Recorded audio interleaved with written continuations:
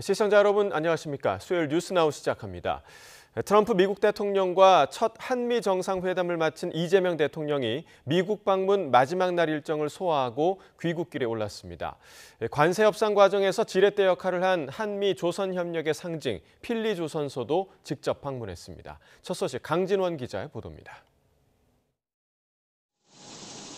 한미 정상회담 이튿날, 이재명 대통령은 워싱턴 DC 인근 알링턴 국립묘지를 참배했습니다.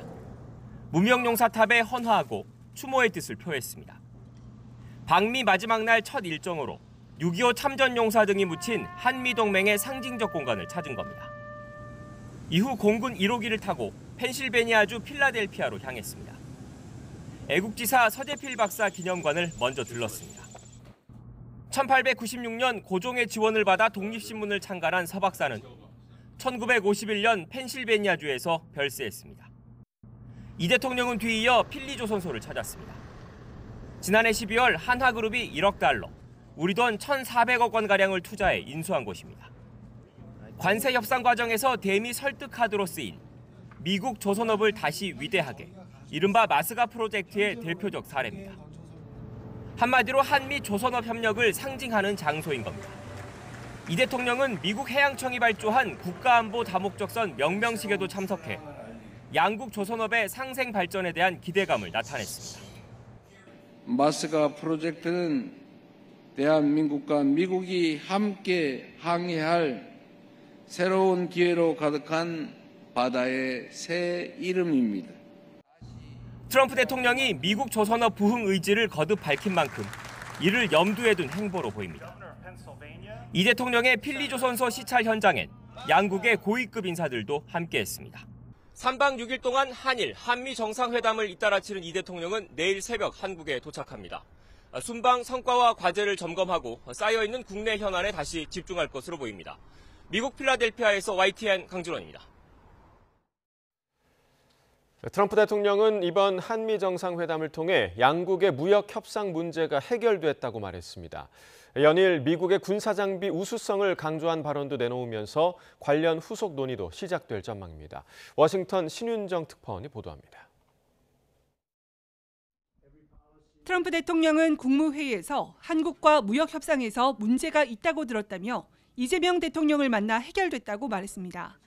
뭔가를 추가로 한 게 아니라며 한국은 뭔가를 시도하려 했지만 합의를 지켰고 그건 잘된 일이라고 설명했습니다. They wanted to see if they could do something, but they honored the deal, which is nice. 기존의 큰 틀에서 합의한 양국 무역 협상에서 남아있던 쟁점을 미국 측에 유리한 쪽으로 한미 정상회담에서 결론 내렸다는 취지로 풀이됩니다. 무역 협상을 일단락지은 트럼프의 관심은 미국산 무기 구매 압박으로 넘어가는 모습입니다. 나토 동맹국들에 수십억 달러 규모 미사일과 군사 장비를 팔고 있다며 연일 미국산 무기 우수성을 강조하고 있습니다. The American military product is by far the best in the world, and that's what they want to get. They have lots of options, but that's what they want to get. 이 대통령이 국방비 인상 방침을 밝혔고 동맹의 현대화에 대한 의견 일치를 이룬 만큼 무기 구매와 관련한 후속 논의가 이루어질 전망입니다.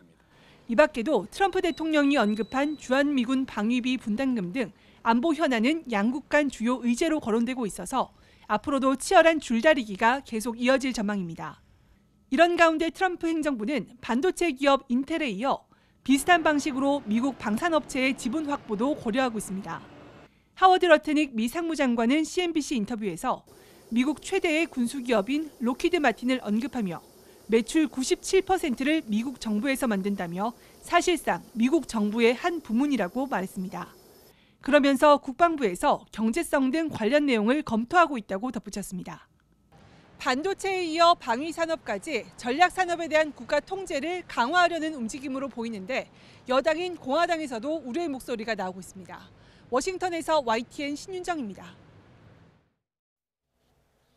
북한이 이재명 대통령의 방미기간 연설을 겨냥해 비핵화 망상증에 걸렸다며 맹비난했습니다. 그러나 한미 정상회담에 대해선 침묵하며 트럼프 대통령의 러브콜에도 즉각적인 반응은 내놓지 않았습니다. 이종원 기자입니다. 북한 관영 매체가 비핵화 망상증에 걸린 위선자의 정체가 드러났다는 제목의 논평을 실었습니다. 이재명 대통령이 미 싱크탱크에서 진행한 연설을 문제 삼은 겁니다. 저는 트럼프 대통령과 한반도의 평화 정착, 비핵화를 위해 긴밀히 협력해 나가기로 했습니다. 한반도에서 핵 확산 금지 조약상 의무는 철저히 준수되어야 하고 통신은 국익이고 국채인 핵을 영원히 내려놓지 않으려는 입장은 절대 불변이라며 이 대통령의 3단계 비핵화론도 거부했습니다. 특히 이 대통령이 북한을 가난하지만 사나운 이웃이라고 표현한 데 대해선 자신들을 심히 모독한 거라고 반발했습니다. 한국을 왜 적이라고 하고 더러운 족속이라고 하는가를 보여주는 중대한 계기라며 대남 적대 정책에 변화가 없을 거라는 점을 거듭 분명히 했습니다. 그러나 북한은 이 대통령의 연설 직전에 진행된 한미 정상회담에 대해선 침묵하며 대처의 사실조차 보도하지 않았습니다. 한국과 미국에 대한 분리 대응을 시사한 것으로 향후 북미 대화가 재개되더라도 한국 패싱 의도를 드러낸 것으로 보입니다. 올해 안에 김정은을 만나고 싶다고 한 트럼프 대통령의 발언에 대한 반응도 바로 내놓진 않았는데 미국의 대북 정책 변화를 당분간 지켜보겠다는 의도로 읽힙니다. 트럼프 대통령의 러브콜에 대한 무반응은 내부적으로는 검토 등 대응 준비를 하면서 대외적으로는 미국이 말만 하지 말고 대북 적대 정책 폐기 등 분위기 조성부터 하라는. 이런 가운데 북한 매체들은 이 대통령의 가난하지만 사나운 이웃 발언이 나온 당일 김정은 국무위원장이 대규모 양식기지 완공 현장을 찾은 사실을 보도하며 민생 챙기기 선전을 이어갔습니다. YTN 이종원입니다. 이재명 대통령이 방미 일정을 마무리한 가운데 여야 평가는 여전히 엇갈리고 있습니다. 민주당은 이 대통령이 트럼프 미국 대통령의 취향을 저격했다고 추켜 세웠지만 국민의힘은 다 내주고 온 외교라고 혹평했습니다. 취재기자 연결해서 자세한 내용 알아보겠습니다. 김다연 기자. 네, 국회입니다. 네, 먼저 여야 입장부터 각각 정리해 볼까요? 네, 민주당은 지피지기면 백전백승이라고 이재명 대통령이 정확하고 또 세심하게 트럼프의 취향을 저격했다고 후한 평가를 줬습니다. 정청래 대표는 조금 전 최고위 회의에서 트럼프 대통령이 의자를 빼주고 자리에 서서 서명할 때 배려의 정점을 봤다고 추켜 세웠습니다. 특히 북한의 트럼프 월드를 지어서 골프를 칠 수 있게 해달라는 발언은 신의 한 수였고 또 국익에 셀 수 없을 만큼의 효과가 생길 거라고 전망했습니다. 문진석 원내수석 부대표도 YTN 라디오에서 마치 한미 관계가 잘못되기를 비는 사람들의 저주를 한 방에 정리했다며 야당을 겨냥하기도 했습니다. 육선 조정식 의원도 라디오 인터뷰에서 100점은 자화자찬 같으니 90점을 주겠다는 겸손을 곁들이며 아주 케미가 잘 맞은 회담이었다라고 평가했습니다. 여당은 이렇게 분위기에 방점을 찍는 기류인데 국민의힘은 내용 측면에서 박한 점수를 주고 있습니다. 송원석 원내대표는 조금 전 회의 공개 발언에서 이번에 우리가 1,500억 달러 정도를 추가 투자하는 걸 약속했는데 지난 협상액에 더하면 6천억 달러라며 달라는 대로 다 주고 왔다고 혹평했습니다.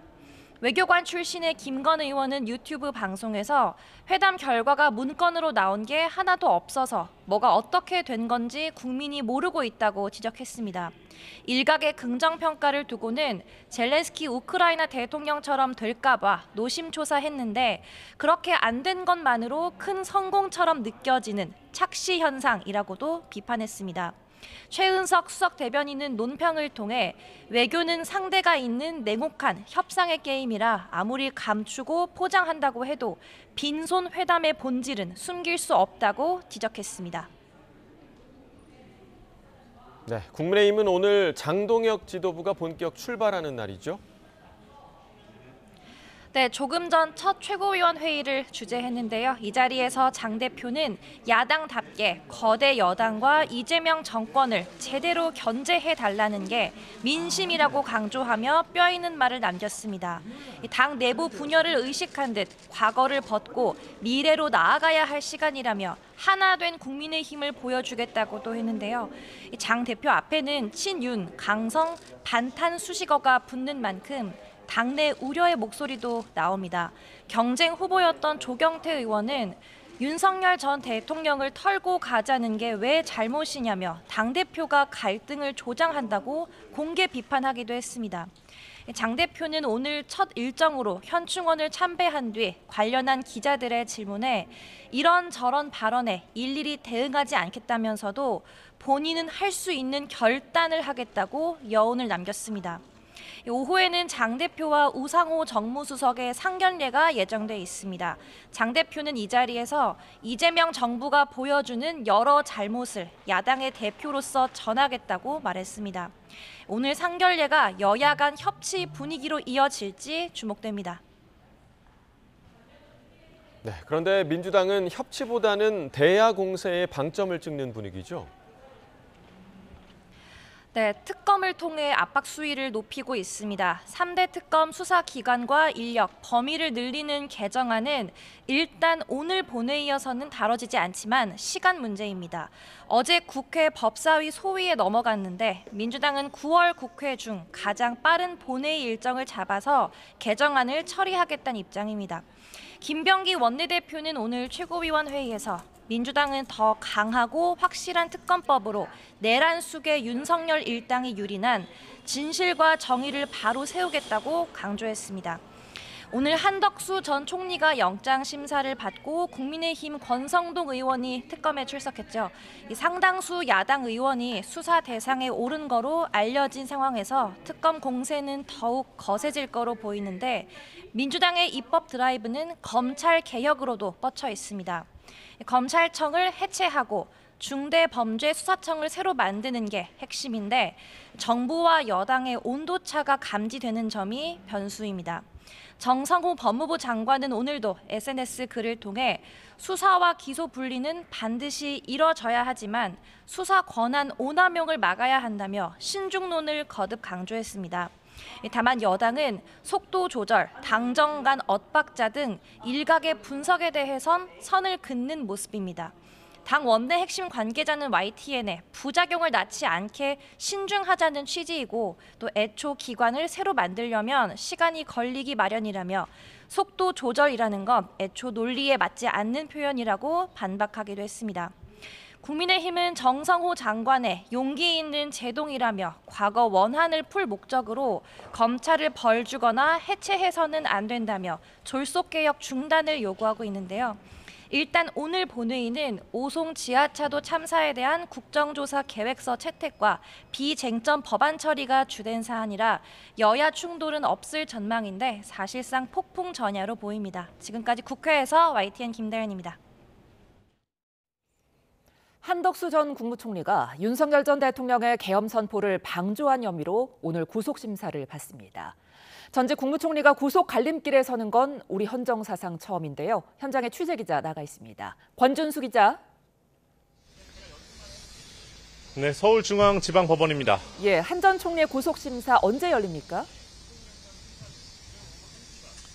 네, 오늘 오후 1시 30분 서울중앙지방법원은 내란 우두머리 방조 혐의를 받는 한덕수 전 국무총리의 구속 전 피의자 심문을 진행합니다. 한 전 총리는 오후 1시쯤 내란 특검이 있는 서울 고검에 나온 뒤에 법원으로 이동할 것으로 예상됩니다.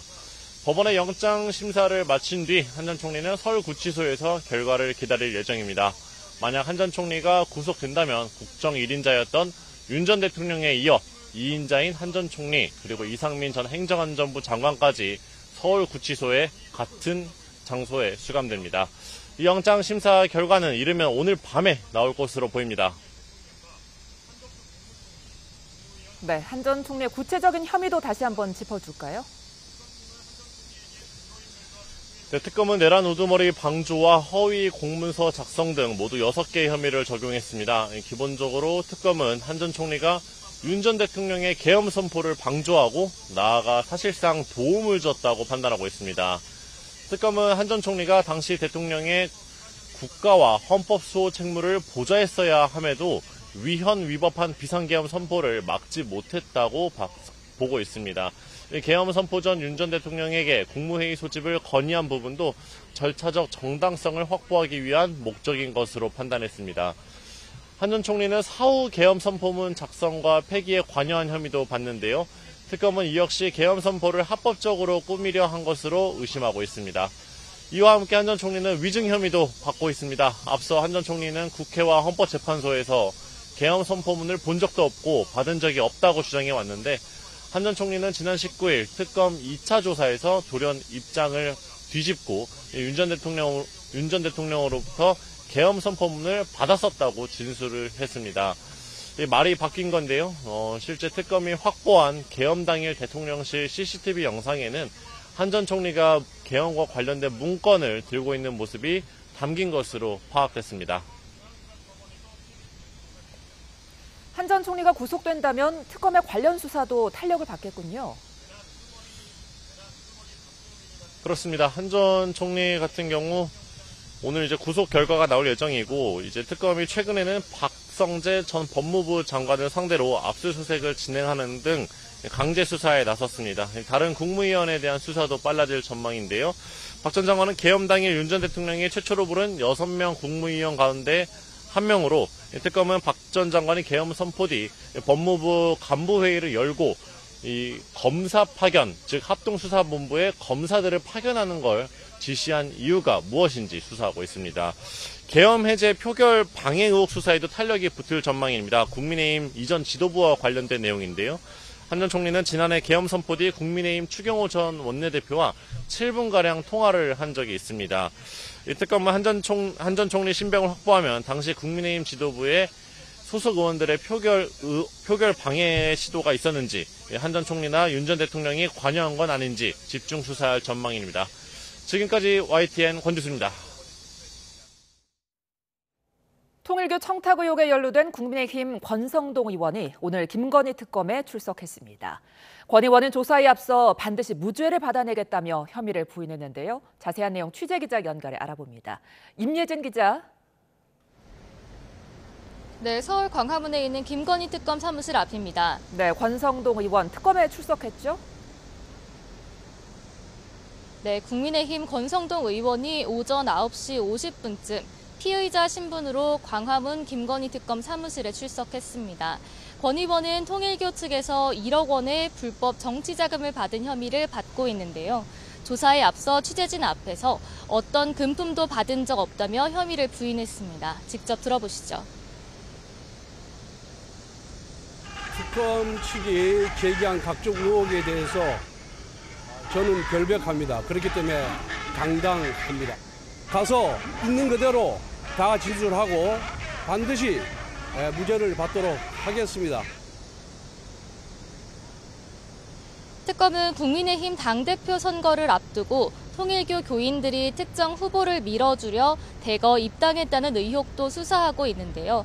통일교 전 간부 윤영호 씨와 건진법사 전성배 씨 사이 문자에서 권성동 의원이 언급된 것으로 알려진 만큼 이 부분에 대해서도 오늘 추궁할 것으로 보입니다. 오늘로 예정됐던 김건희 씨 조사는 내일로 미뤄졌죠? 네, 그렇습니다. 어제 김 씨 측은 건강에 좋지 않다며 불출석 사유서를 제출했습니다. 사유서에는 28일에는 출석할 수 있다는 취지가 담겼는데 이에 특검은 김 씨에게 내일 오전 10시에 다시 소환을 통보했습니다.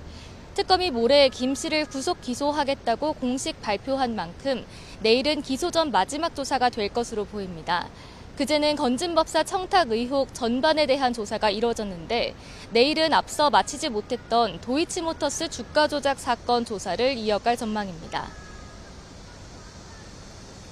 네, 오늘은 건진법사 전성배 씨 조사가 있죠? 네, 특검은 오늘 오후 2시 건진법사 전성배 씨를 재소환합니다. 그제 구속 후 첫 조사에서 전 씨는 진술 거부권을 쓰지는 않았지만 대부분 혐의를 부인한 것으로 파악됐습니다. 권성동 의원이 첫 조사를 받는 가운데 전 씨가 통일교와 국민의힘 측 가교 역할을 한 것으로 알려진 만큼 이와 관련된 조사도 이뤄질 것으로 보입니다. 아울러 집사 게이트 수사도 계속되고 있는데요. 오늘은 IMS 모빌리티 대표 조모 씨가 업무상 배임 혐의 피의자 신분으로 특검에 출석해 조사를 받고 있습니다. 지금까지 김건희 특검 사무실 앞에서 YTN 임혜진입니다. 경찰이 주식 차명거래 의혹을 받는 무소속 이춘석 의원과 관련해 국회 사무처를 압수수색하고 있습니다. 이 의원은 앞선 소환 조사에서 차명거래 혐의를 일부 인정하는 취지로 진술한 거로 전해졌는데요. 취재 기자 연결해 알아봅니다. 신규혜 기자. 압수수색 상황 먼저 전해주시죠. 네, 서울경찰청 금융범죄수사대가 오늘 오전부터 국회 사무처에 대한 압수수색 영장 집행에 나섰습니다. 무소속 이춘석 의원의 주식 차명거래 혐의와 관련한 증거자료를 확보하기 위해서입니다. 경찰은 이달 초에도 이 의혹과 관련해 이 의원의 국회의원회관 사무실과 지역사무실, 자택을 대상으로 압수수색을 진행했습니다. 당시 경찰은 컴퓨터 본체와 관련 서류들을 확보했습니다. 이뿐만 아니라 이 의원이 국회 본회의장에서 거래에 활용한 미래에셋증권을 포함해 금융기관에 대해서도 압수수색을 벌이고 이 의원 본인에 대해서는 출국 금지 조치도 내린 상태입니다. 네, 이춘석 의원 이미 한 차례 소환 조사를 받았죠? 네, 이 의원은 지난 14일 저녁 경찰에 출석해 7시간 넘게 조사를 받았습니다. 당시 이 의원과 보좌관 차모 씨는 차명거래 혐의를 인정하는 취지로 진술한 거로 전해졌습니다. 이 의원은 다만 국정기획위에서 업무상 취득한 미공개 정보를 이용해 주식을 거래했다는 혐의는 부인한 것으로 알려졌습니다. 국정기획위원회에서 AI 정책을 담당했던 이 의원은 지난 4일 본회의장에서 AI 관련주인 네이버와 LG CNS 주식을 차씨 명의로 거래하는 모습이 포착되며 차명거래, 미공개 정보 이용 등의 의혹을 받았습니다. 이후 경찰은 변호사와 회계사가 포함된 전담 수사팀을 구성하고 2, 3일 만에 강제 수사에 착수하는 등 속도감 있는 수사를 이어왔습니다. 경찰은 필요하다면 이 의원을 추가로 소환해 조사를 이어간다는 계획입니다. 지금까지 사회부에서 YTN 신기혜입니다. 임직원 3명이 숨진 전남 순천 저장탱크 가스 질식 사고와 관련해 경찰과 노동당국이 해당 업체에 대한 압수수색에 나섰습니다. 광주지방고용노동청과 전남경찰청은 근로감독관과 수사관 15명을 사고가 난 레미콘 업체에 투입해 유해물질 취급 관리와 보관 관련 자료, PC와 관계자 휴대전화를 압수했습니다. 또 확보한 자료를 토대로 사고 발생 원인과 밀폐 공간 작업 시 보건수칙 준수 여부를 살펴볼 계획입니다. 최근 맨홀에서 작업자가 급류에 휩쓸려 숨진 강서구 하수관로 보수공사 안전계획서에 급류나 집중호우 시의 대비책은 담기지 않았던 거로 확인됐습니다. 구청이 계획서를 제대로 검토하지 않은 정황까지 확인돼 관리 감독이 부실했던 게 아니냐는 지적이 나옵니다. 효정우 기자입니다. 구조대원들이 잠수 장비를 착용하고 수색 작업을 벌입니다. 서울 강서구 하수관로 보수공사 현장에 투입됐던 노동자 A씨는 작업 장소에서 1km가량 떨어진 곳에서 숨진 채 발견됐습니다. 엄청나게 부드럽었어요. 이제 내려갔을 거라고 그렇게 이야기하더라고요. 전문가들은 하수관로 보수공사 시 빗물이 차면 순식간에 급류가 생길 수 있어서 익사사고 위험이 큰 만큼 주의가 필요하다고 강조합니다. 그런데 지난 6월 시공사가 제출하고 강서구가 검토를 마친 안전관리 계획서엔 집중호우에 대비하는 내용이 없는 걸로 확인됐습니다. 질식이나 추락, 감전사고와 낙하물로 인한 사고 예방에 대한 내용은 담겼지만 급류나 집중호우로 인한 익사 위험성에 대한 대비책은 없었습니다. 결국 집중호우 속에 맨홀에서 작업을 이어가던 노동자는 갑자기 불어난 물에 휩쓸려 숨졌습니다. 또 계획서엔 산업재해 발생 위험이 있을 때 작업자들을 대피시키라고만 돼 있을 뿐 구체적인 방안이 없어 부실한 계획이라는 지적이 나옵니다. 사업을 발주한 강서구가 계획서를 제대로 검토하지 않은 정황도 발견됐습니다. 20여 년 전 바뀌어 지금은 사용하지 않는 건설 용어와 제도가 그대로 담겨 있는 겁니다. 한국산업안전공단 검정필 옛날에 2009년 이전 제도예요. 이것은요. 요즘은 안전인증이라는 제도거든요. 표면안전관리비도요. 이런 명칭은 없어요. 지금 현재는요. 90년대 썼던 단어예요. 이것은요. 사고 예방 관리에 공백이 있었던 것 아니냐는 지적에 강서구는 현재 수사 중인 사안이라 답변이 어렵다며 조사에 성실히 임하겠다는 입장을 밝혔습니다. 경찰은 국과수에 숨진 노동자 부검을 의뢰하고 현장 작업자 등 공사 관계자 조사를 시작으로 사고 경위 조사에 착수했습니다. YTN 표정우입니다.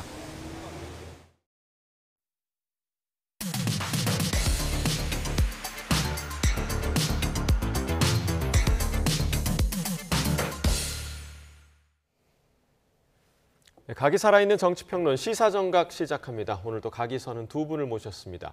김영주 한성대 특임교수, 전주혜 전 국민의힘 의원 나오셨습니다. 어서 오십시오. 네, 반갑습니다. 안녕하세요. 네. 자, 이재명 대통령과 트럼프 미국 대통령의 한미 정상회담이 모두 끝이 났습니다. 회담 직전이었죠. 한 2-3시간 전쯤이었는데 트럼프 대통령의 SNS로 한동안 초긴장 상태가 이어지긴 했지만 다행히 화기애애한 분위기 속에 첫 회담이 끝났는데요. 관련 영상 보시고 이야기 나눠보겠습니다. 대통령은 자신이 어떤 방식으로 협상하는지 협상의 기술, 거래의 기술을 다 써놨더라고요.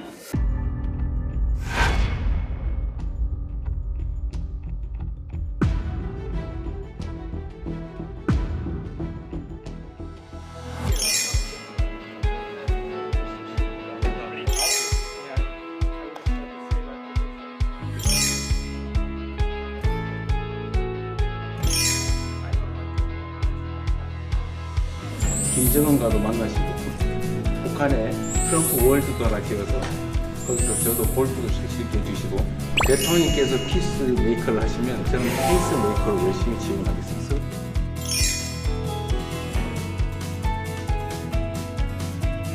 우리가 기대했던 것보다 훨씬 더 많은 것들에 대해서 대화되고 또 양해하고 또 격려를 받았기 때문에 한국과 미국이 힘을 모아 마스가의 기적을 현실로 빚어냅시다.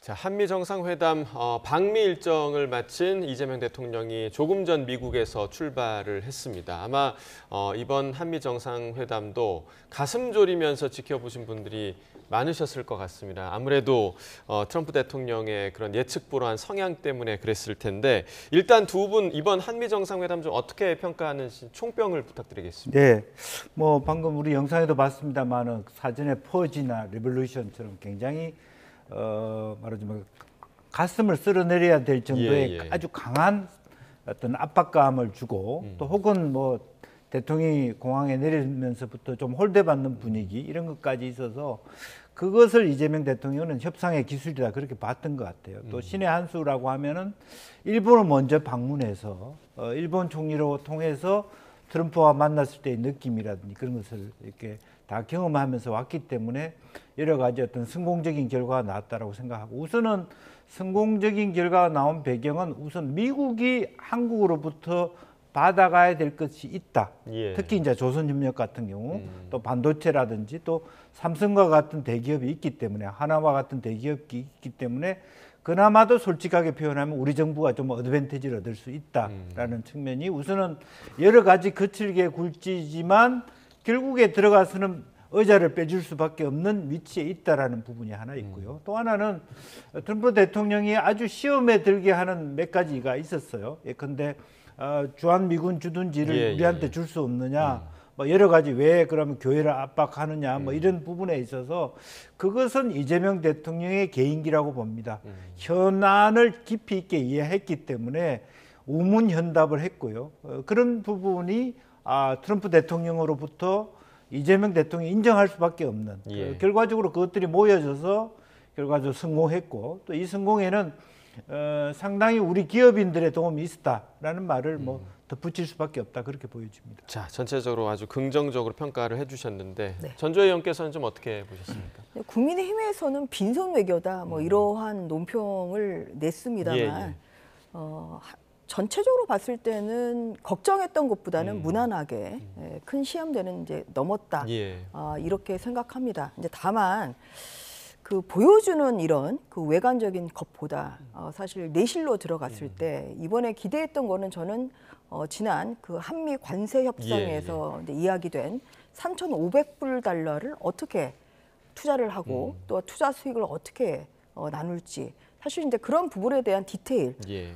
이러한 것이 좀 기대를 했었는데 그러한 부분에 대해서는 아무런 진전이 없었고 협상 테이블에도 좀 오르진 않았습니다. 오히려 추가적인 농산물 개방은 없다. 여기에 대해서 오히려 굉장히 뭐 성공하는 그러한 분위기로 가야 되는 좀 이러한 좀 상황이 됐기 때문에 그러한 면에서는 어떻게 보면 좀 외화 내빈, 예. 좀 무난하게 보이지만 실상으로 들어가면 뭔가 그렇게 특별히 한미 그 외교나 아니면은 특히나 관세 협상에 있어서 진전이 없었던 뭐 이러한 점은 좀 굉장히 아쉬움으로 많이 남는 것 같습니다. 예. 그리고 일본이나 인도의 와의 이제 그 정상회담에서는 공동 성명이 이제 채택이 됐는데 이번에는 이제 공동 성명도 없었고 예. 사실 이제 공동 기자회견도 없었거든요. 그래서 공동 성명이 없었다는 것은 사실 굉장히 큰 아쉬움으로 남는 부분이죠. 어떤 그런 그 환담이나 또 어떤 그 미사 요구 뭐 여기에서 이제 그치는 것이 아니라 정상 외교라는 것이 사실 굉장히 중요한 그 각 양국의 중요한 그런 부분에 대한 어떤 그런 현안이랄지 아니면은 좀 더 앞서서 나갈 수 있는 통상 아니면 또 안보 뭐 이런 부분에 있어서 구체적인 이야기가 나와야 되는데 예. 이런 그 정상회담 이후에 공동 성명이 없었다는 것은 이것은 그냥 시험되는 무난히 거쳤지만 앞으로 넘어야 될 관문이 굉장히 많다. 뭐 이런 것을 시사하는 것 아닌가 싶습니다. 네, 긍정적이지만 아쉬운 부분을 좀 지적을 해주셨는데 그중에 이제 많은 분들이 궁금해하실 부분이 이 부분이었던 것 같아요. 그러니까 공동성명 합의문이 왜 없었나. 어제 강유정 대변인 같은 경우는 합의문이 필요 없을 정도로 순조롭게 잘 진행이 됐다라는 표현을 하긴 했지만 이 부분 좀 어떻게 보셨어요? 실질적으로 수많은 나라들, EU를 포함해서 합의문을 문서화하는 나라가 없습니다, 아직까지. 그래서 그것도 우리로서는 방금 지적하셨다시피 결과적인 합의에 사인을 했다든지 그렇게 나와야 되는데 예. 실제적으로 보면 유럽에서도 어떤 사전에 미리 협의와 관세 몇 프로까지 다 정했습니다만은 문건으로 흔들고 있는 나라는 없습니다. 이제 그런 부분들이 사실은 모든 나라가 트럼프 대통령과 합의하고 온 나라들이 답답해하는 부분이기도 해요. 그래서 또 그런 측면이 하나 있고 또 실제적으로 엠파이어라고 하는 나라들은 실제적으로 보면 수많은 나라들과 공동 협의를 해야 되기 때문에 지금 현재 한가롭게 미국이 풀리 한국의 대통령을 위해서 1박 2일을 시간을 내줄 수 없는 어려움들이 분명히 있습니다. 예. 그래서 어전에 있어서도 많이 우리 국내에서는 아쉬워하는데 이번은 아주 실무회담적 성격의 정상 미팅이었기 때문에 좀 그런 부족한 부분이 있었지 않았냐 그렇게 보여지고 예. 아직까지 미국 입장에서 전반적으로 전 세계를 대상으로 하는 그런 합의가 완결된 구조가 아니거든요. 이제 그런 면에서 말하자면 한국의 그동안의 양자 국빈 방문 이런 걸 보면 격이 떨어지거나 혹은 푸대접 받는다고 평가하거나 또 합의문도 안 나왔다. 뭐 합의 공동 기자회견도 예. 없다는 아쉬움은 분명한 사실입니다만은 우리에게만 없었다 이렇게 얘기하기는 어려운 지점이 있다 그런 말씀을 드립니다. 네. 자 그리고 오늘 아침에 국민의힘 송원석 원내대표가요. 그러니까 이번 정상회담으로 우리나라 경제와 안보에 부담이 늘었다 이렇게 평가를 했습니다. 비판을 했는데 지난번 관세 협상 때 우리 투자를 하기로 한 금액이 3,500억 네. 달러였고요. 이번에 1,500억 달러 그리고 또 에너지 구입 비용 1,000억 달러까지 합쳐서 6,000억 달러가 됐다라고 지금 비판을 하고 있는 그런 상황인데 이 비판에 대해서는 좀 어떻게 보십니까? 글쎄요. 뭐 전 세계적으로 부담을 안 가진 나라는 없다 그렇게 보여지는데요.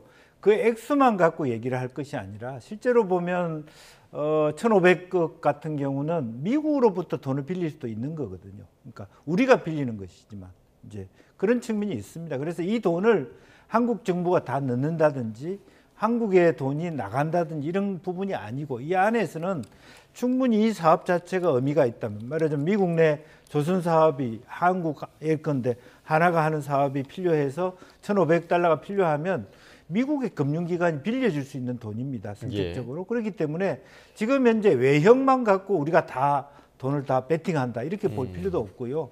미국의 돈을 빌려서 할 수도 있는 부분이고 충분히 우리가 오히려 역으로 보면 특히 조선 같은 경우는 지금 K방산만 하더라도 과거에 소련으로부터 불고 온 사업 때문에 소련 무기를 뜯어볼 수 있는 부분이 있잖아요. 지금 우리가 어떤 기회를 갖고 있냐면 필리 조선소에서 미국 군함을 한국 사람들이 조선 전문가들이 뜯어볼 수 있는 기회를 가지는 거예요. 이것은 돈을 잃는다기보다는 오히려 우리에게 상당히 많은 미래 산업으로 보면 어드밴티지가 될 수 있는 첨단 미국 군대 혹은 군함을 우리가 기술적으로 뜯고 우리 스펙으로 넣는다는 것은 굉장히 부를 창출해요. 다만 지금 이제 국민들이 아쉬워하는 것은 한국에 대한 투자가 보이지 않는다. 이제 그런 부분이 아쉬운 것이지 미국에 대한 투자액이 늘었다는 것이 다 한국의 돈이 다 미국 간다. 그런 의미는 아니다는 말씀을 드리고 싶습니다. 네, 그러니까 이제 지금 말씀해 주신 것처럼 외형상으로 보기에는 우리만 투자하는 그런 모양새가 지금 계속 나오고 있기 때문에 이 부분에 대한 우려가 있는 거잖아요. 지금 이번에 이제 지난 관세 협상에서 이제 합의가 된 3,500불 달러에 추가해서 1,500불 달러를 이제 더 투자하는 뭐 이러한 선물을 사실 이재명 대통령이 가지고 갔기 때문에 그런 것이 어제 한미 정상회담에서 부드러운 분위기로 저는 이어진 뭐 가장 직접적인 원인이라고 생각합니다. 그런데 3,500불 달러를 얘기했을 때도 그게 하나로 하면 우리나라 돈으로 하면 487조. 예산의 대한민국 예산의 73% 그리고 GDP 규모 19% 상당히 큰 액수라고 지난 한미 관세 협상 타결 이후에도 많은 비판이 있었죠. 그리고 그때 정부에서 얘기했던 것은 뭐 일본은 5,500억 달러에 비하면 우리가 그렇게 많은 건 아니라 그러는데 이번에 더하면은 5천억 달러라. 그리고 결국은 그 일본의 5,500불 달러에 맞먹는 그런 그 규모까지 커졌기 때문에 그러한 면에서 과연 이제 이번 그 한미 정상회담의 성과가 무엇인가? 그리고 정상회담에서의 결과 그리고 또한 어떤 외교라는 것은 결국은 가장 저는 큰 궁극적 목표는 국익 우선 국익에 오히려 이익이 되는 국가 이익이 되는 그런 면이 있어야 된다고 생각합니다. 이제 그러한 면에서 대한민국에서 5천억 달러라는 굉장히 큰 규모의 투자를 지금 약속하는 이런 상황에서 미국으로부터 이제 어떤 그런 투자랄지 이런 것은 이제 없다는 점은 상당히 유감스럽고요. 다시 한번 말씀드리지만 그 3,500억 달러도 어떤 식으로 투자할지에 대한 전혀 강론이 전혀 없습니다. 그래서 지금 한국과 미국 간의 생각이 굉장히 다른 거기 때문에 그러한 면에서 국가의 이익 그리고 또 대한민국 경제의 이익이 되는 면으로 이러한 그 실리적인 외교를 해야 된다. 저는 그런 말씀을 다시 한번 강조하고 싶고요. 또 하나는 뭐 다른 이야기입니다만 사실 이제 의전 결례라는 것도 이번에 많이 문제가 됐죠. 제 기억에도 부의전장이 나왔습니다. 대한민국 대통령 첫 방미하는 데 있어서 부의전장, 보통은 이제 의전장이 나오든지 나오죠. 아니면 직무대행이 나오는데 부의전장이 그 나온 부분에 대해서는 저는 미국으로부터 어떠한 해명도 없었던 걸로 알고 있어요. 숙소에 대한 그 해명은 있었습니다만 부의전장이 좀 나왔다는 건 사실 그 첫 순간 아닙니까?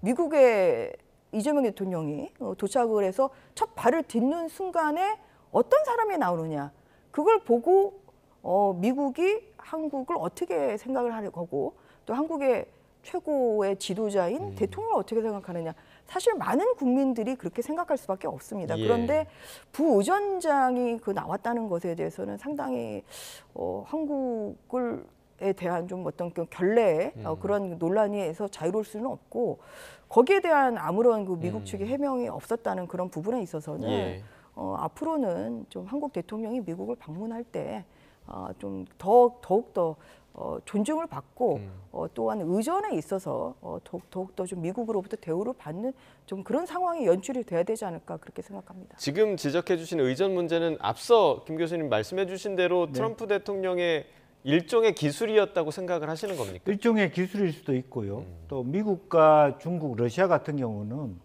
하루에 국가의 대통령과 수반들이 수십 명씩 왔다 갔다 하는 나라입니다. 그게 제가 엠파이어라고 하는 측면에서 그 동시에 어떤 나라와 어떤 협의가 쭉쭉 이어지는가를 보면서 의전장은 어디로 가고 부의전장은 어디로 가고 그럴 수 있는데 예를 들면 의전장은 팡팡 놀고 있는데 일부러 부의전장을 보냈다. 라면 그게 협상 전략일지 아니면 홀대일지 논의가 있을 수 있지만 사실은 그런 차원보다는 굉장히 동시에 여러 가지 부분이 바빴다라고 하는 것을 저는 이해할 수 있거든요. 그러니까 마중 나올 때도 그렇지만 우선은 들어갔을 때는 대통령이 마중을 나왔잖아요. 이제 그런 부분에 대한 상호 양해들이 좀 있어야 되는데 그런 형식적인 것을 가지고 홀대다 아니다 이런 차원보다는 실질적으로 트럼프 대통령이 우리나라와 더불어서 하고 싶어하는 부분에 대해서 이재명 대통령이 터치를 잘 했다고 봐요. 그러니까 김정은 문제라든지 중국 문제라든지 이것을 잘 분위기를 가지고 정말 우리나라 국익에 도움이 되는 그런 결과를 도출해내는 것이 중요하다는 거고 이번에는 말하자면 실제 실무 방문인 것이고 국빈 방문의 경우에는 만약 저런 일이 있다 그러면 그것은 우리 정부가 비판을 받아도 싸다 그렇게 보여집니다. 예, 그 부분은 어떻게 생각하십니까? 그러니까 어제 회담 이후에 트럼프 대통령이 무역 합의 관련된 언급을 했는데 한국이 뭔가를 알아보려고 했지만 원래대로 하기로 했다 이렇게 얘기를 했건 이 부분을 좀 어떻게 해석해야 할지. 글쎄요, 뭐 여러 가지 이제 뭐 FTA 문제라든지 또 논의 안 된 농축산물 문제를 완결하게 한다든지 또 실제로 지분 문제 아니겠습니까? 실제적으로 투자한 것을 관세 대신에 우리가 지분으로 받겠다라든지 여러 가지 어떤 우리가 드러나지 않는 내부적인 어떤 조정 가능성에 대한 부분들이 없잖아 있었을 거라고 보여집니다. 심지어 이거는 이제 부품 관세가 있고 지금 현재는 폭스바겐 같은 경우는 기업 관세 있거든. 니네 기업은 특별하게 더 깎아줄게까지 다양한 어떤 어프로치를 트럼프 대통령이 하고 있기 때문에 근데 우리 삼성 같은 경우는 혹은 하나 같은 경우는 더 관세 깎아주겠다라고 얘기할 수 있는 부분도 있기 때문에 우리가 지금 겉으로 드러내놓고 논의하기 어려운 상당히 많은 숨겨진 의제들이 많이 있고 논의 테이블에 올라간 얘기들이 많이 있을 수 있다라고 보여지고요. 다만 이제 그것을 얘기하는 트럼프 대통령의 태도가 결국 미국 대통령으로서 내가 한국 협상에서 미국에 유리하게 말하자면 협상을 이끌었다는 것을 강조하는 측면이기 때문에 그게 너무 우리가 일희일비할 필요는 없다 그렇게 보여집니다. 네. 한편으로는 이번에 기업 총수들이 많이 갔죠. 그렇죠. 뭐 삼성의 이재용 회장, 또 현대의 뭐 정의선 회장, 또 한화의 또 정몽구 김동관 이제 부회장, 그리고 또 그렇게 많이 갔습니다만 사실 그분들이 이제 듣고 싶었던 건 뭔가 15% 관세에서 특히 자동차나 이제 철강 뭐 이런 부분이 사실 되게 그 전보다는 불리하게 됐기 때문에 이제 그런 면에서 뭔가 좀 관세 인하랄지 사실 이제 그런 이야기를 굉장히 듣고 싶었을 것 같습니다. 그런데 이제 그러한 언급은 이번에 전혀 없었죠. 이제 그런 면에서 1,500불의 그 추가 투자도 사실 상당 부분은 뭐 기업이 투자를 할 수밖에 없는 그런 상황이 될 수도 있는 것이고 이미 뭐 삼성이랄지 또 현대차 같은 경우는 미국에 많은 투자를 하고 있죠. 이미 그런 상황에서 이번에 그 기업 총수들이 이렇게 이번에 또 그 한미 그 외교를 위해서 그렇게 좀 동반 방문을 하면서 열심히 또 뛰는 모습을 보여줬습니다만 또 결과에 있어서는 좀 그런 뭐 부분이 좀 미치지 하나 바로 잡은 것은 이제 자동차 같은 경우는 좀 제가 일단 발언을 하고 그래서 그런 부분이 저는 좀 아쉽다고 생각을 하고요. 이런 그 재벌 지금 총수들이 기업 총수들이 외국에 지금 미국에 가 있는 동안에 지금 대한민국에서는 노란봉투법이 지금 그 국회에서 좀 통과가 되는 그런 상황이 됐습니다.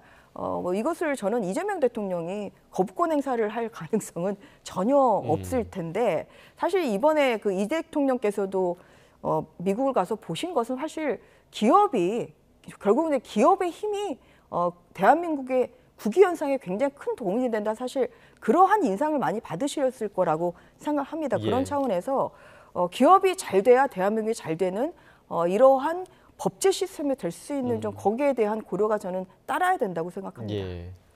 우선 뭐 자동차 관련돼서는 처음에 이제 똑같이 우리는 0%에서 15%가 됐는데 일본은 2.5% 있는 상태에서 같아졌다가 아니라 일본은 다시 그것은 별도로 2.5% 더 있다 했기 때문에 우리 기업이 갖는 부담은 늘어났지만 일본과의 간극이 줄어든 건 아니다라는 측면이 하나 있고, 두 번째는 이제 노란봉투법이라고 하는 것이 사실은 뭐 하청 노동자한테 이루어지고 또 노동자한테 이루어져서 마치 반기업적인 측면이 있어 보입니다만은, 지금 현재 모든 기업이 미국에 투자를 많이 하는 상태에서 한국의 노조가 특히 하나 같은 경우는 더 이상 분쟁을 일으키고 싶지 않은 상태에 가 있다고 봐요. 뭐 한국을 떠나는 분위기에서 여전히 노란봉투법을 가지고 없는 뭐 투쟁이 더 많이 일어난다든지 그렇지는 않을 것이다, 그런 말씀입니다. 저는 거기에는 동의할 수가 없는 것이요. 지금 현대중공업 같은 경우는 1차 협력사가 2,420개입니다. 그리고 삼성중공업이 한 1,430, 하나오션이 1,334입니다. 그런데 이런 협력사들이 모두 다 임금 협상을 다 지금 원청업체인 뭐 삼성중공업, 현대중공업 하자고 하면 일을 할 수가 없는 그런 상황입니다. 그래서 노란봉투법에서 저는 이 부분은 굉장히 위헌성이 크다고 좀 보는 것이고요. 네. 그런 면에서 지금 한미, 오늘도 지금 필리조선소를 이재명 대통령이 방문하시지 않았습니까? 예. 조선 이 마그마 이러한 그 용어처럼 정말 그 조선이 이번에 그 한미 관세 협상의 타결이랄지 아니면 한미 외교에 있어서 굉장히 큰 역할을 하고 있는데 노란봉투법의 이 통과로 인해서 사실 가장 직접 잘 받는 것이 유감스럽게도 조선업이다. 그래서 이 부분에 대한 저는 재고는 반드시 필요하다고 생각합니다. 자, 이야기가 노란봉투법 쪽으로 흘러갔는데 다시 이제 정상회담 이야기로 좀 돌아오자면, 회담 전에 이제 많은 분들이 긴장해 하셨던 부분이 트럼프 대통령이 올렸던 SNS였습니다. 그런데 이와 관련해서 강훈식 대통령실 비서실장이 막전막후 협상을 벌였다, 이런 이야기로 좀 들리는데요. 관련 내용 함께 들어보겠습니다. 국내적, 우리가 아스팔트 현장에서보다 들었을 법한 극단의 메시지가 미국에 전달이 되고 그것이 트럼프한테 속삭일 수 있는 정도의 네트워크가 있다면 이거는 그거 정말 잘 파악을 해야겠죠. 백악관에는요, 신앙 담당 보좌관이라고 있어요. Faith Advisor 영어로 그러는데 전통적으로 있었어요. 잘 봐야 돼요. 아니면 인플루언서, 유튜브 인플루언서 네트워크가 있을 수 있는데, 이게 근원이 무엇인지는 좀 중요한 과제고 우리 외교, 특히 대미 외교의 중요한 도전 과제가 된 것 같아요. 수지 와일드 비서실장이 트럼프 대통령 선거를 총괄을 했고, 또 소위 말하면 마가 세력들을 총괄 대표하고 있는 그런 위상이기도 합니다. 정부 협상에서도 보면은 수지 와일드 비서실장은 나서질 않아요. 그런데 이번에 그쪽하고도 채널을 좀 트자라고 하면서 제안을 했는데 답이 온 겁니다. SNS 돌발이 터졌을 때 강훈식 비서실장이 정상회의 전에 수지 와일드 비서실장을 만나서 이 상황에 대한 설명을 충분히 하고 또 이 부분을 트럼프 대통령에 전달해 달라. 이제 그런 과정들이 있었고, 이번에 그런 것들이 주요했던 겁니다.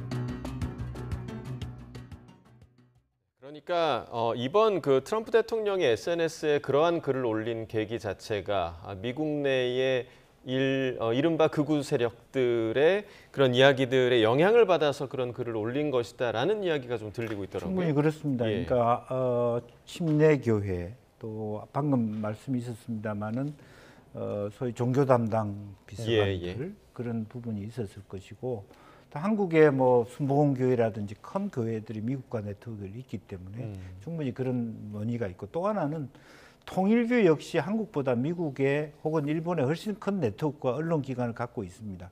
이제 그런 부분들이 아마 영향을 미쳤다라고 보여집니다. 그런데 이제 이 부분은 이제 아까 제가 이미 이제 대통령의 현안 인식이 주요했다. 그 해명하는 데 있어서, 예를 들면 미군을 들어가긴 했지만 미군에 대한 조사가 있었던 것이 아니다라는 부분이나, 또 교회 부분에 대해서도 이제 뭐 다시 생각해 볼 수 있는 계기인데, 우리나라 역시 과거에 뭐 사실은 종교 담당 비서관이 있었죠. 아직 지금 뭐 현 대통령이 만들어지고 난 다음에 사실은 조직이 완벽하지 않기 때문에 부유한데, 그 또한 특검이 하는 일을 대통령이 종교기관은 가라 마라 하기 어려운 부분이 없잖아 있습니다. 이제 그래서 그런 부분에 대해서 조금 더 국내 정치가 아직까지 완벽하게 세팅이 안 된 상태에서 사실은 저런 문제가 생길 수 있다라고 보고 예. 조금 저런 부분은 조심스럽게 다뤄야 될 문제인 것만은 사실이다 그렇게 봅니다. 사실 강훈식 비서실장이 왜 미국에 동행을 했냐 이 부분에 대한 의문이 그동안 상당히 좀 많았잖아요. 그러니까 보니까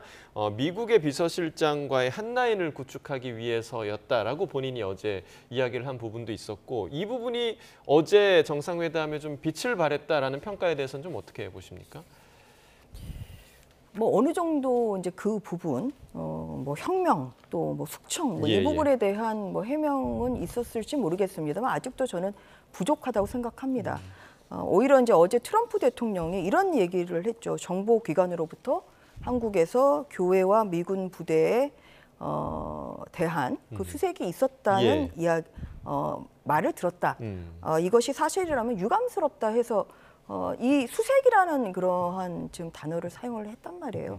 그 결국은 미군 부대에 대한 압수수색, 그리고 또 종교계 특히 뭐 순복음교, 여의도 순복음교회가 압수이 됐고 또 극동방송에 압수이 됐죠. 그래서 그런 것에 대해서 정보기관으로부터 트럼프 대통령에게 전달이 됐다는 것은 상당한 그런 그 종교계의 힘이 또한 종교계와 그 미국 그 종교계와의 그런 교류, 사실 그런 것이 대단하다는 것을 오히려 실감할 수 있는 그런 장면이 아니었나 저는 그렇게 생각합니다. 만약에 100% 강훈식 실장이 오해를 풀고 그 부분에 대한 해명을 제대로 했다고 하면 어제 이런 말을 할 필요가 없지 않습니까? 뭐 수색이라는 이런 얘기, 교회 이야기, 또 미군에 대한 얘기 분명히 했단 말이에요. SNS에 쓴 것보다는 좀 더 톤은 다운이 됐긴 했지만 그래도 그런 말을 했다는 것은 결국은 트럼프 대통령이 시사하는 건 그렇죠. 알고 있다. 그럼 그건 대단한 사실 그 메시지가 있다고 저는 봐야 된다고 생각합니다.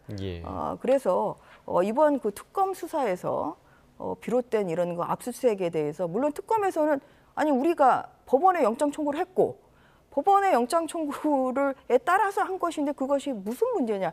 저는 그렇게 볼 건 아니라고 생각합니다. 어떤 그런 큰 종교 시설이랄지 아니면 특히 이제 그 공군 기지 같은 경우는 지금 우리나라의 어떤 그런 문서를 보기 위해서 그 압수색을 하러 갔습니다만 그 공군 기지를 통제를 하는 것은 우리나라 그 공군뿐만 아니라 미국 같이 하고 있습니다.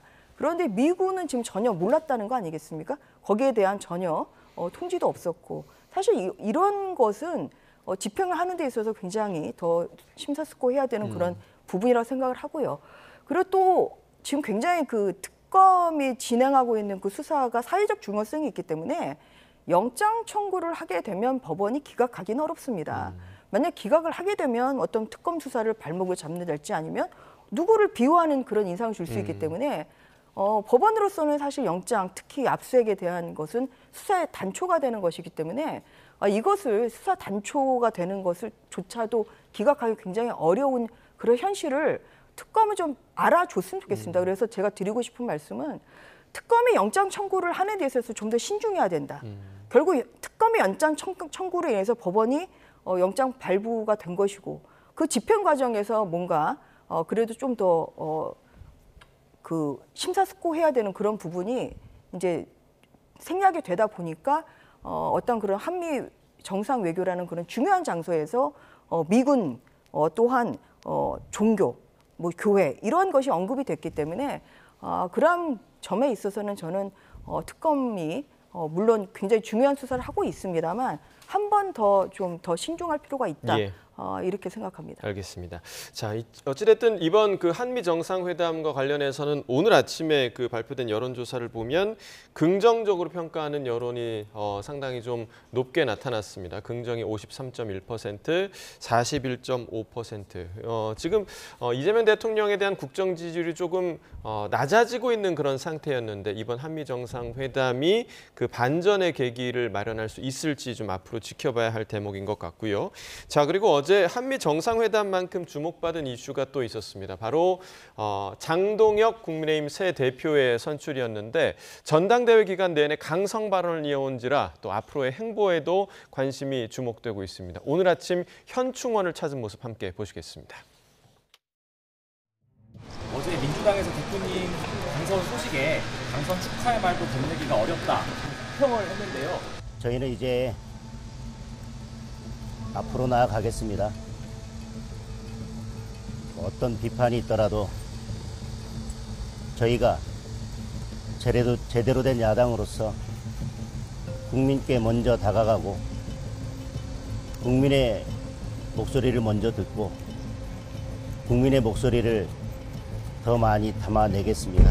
최근에 분당 세월이 정치권에서 조금씩 나오기 시작하는데 지금 국민의힘이 해야 할 일은 우리 국민의힘끼리 하나로 뭉치고 또 그 힘을 우리 외부로까지 확산시켜서 우리 자유우파 시민들과 연대해서 자유 대한민국을 지키는 것이라고 생각합니다. 정가에서 떠도는 이런저런 이야기들에 대해서는 관심을 두지 않고 지금 국민의힘이 해야 할 일을 해나가도록 하겠습니다. 조경태 의원께서 이런저런 말씀을 하시는데 이제 그거에 대해서 제가 일일이 대응할 필요는 없다고 생각합니다. 그러나 만약에 적절한 결단이 필요한 시점이라면 제가 할 수 있는 결단을 하겠습니다. 자, 지금 당내에서 나오고 있는 다른 목소리들, 특히나 지금 조경태 의원을 직접적으로 좀 언급을 했고 전당대회 과정 내에서도 계속해서 좀 대립각을 세운 그런 모습이었는데 오늘 첫 번째 최고위 회의에서도 하나 된 국민의힘을 만들겠다. 그러니까 좀 분열을 의식하는 그런 발언을 좀 했습니다. 이 네. 분위기 좀 어떻게 보십니까? 사실은 이제 김문수 후보가 그랬어야 되는데 결과적으로는 강성 목소리를 계속하고 결국 장동훈 후보나 김문수 후보가 어떤 분이 되더라도 그와 비슷한 스탠스를 해야 되는데 김문수 후보는 먼저 그런 제스처를 취해서 오히려 장동훈 후보에게 아깝게 지는 그런 결과를 낳았고요. 예. 장동혁 후보가 당선되는 데는 특검이 크게 도움이 됐습니다. 당원 명부를 받으러 당사에 압박하는 그런 부분이었기 때문에 특히 또 하나는 정청래 민주당 대표가 또 장동희 후보가 당선되는데 크게 기여했습니다.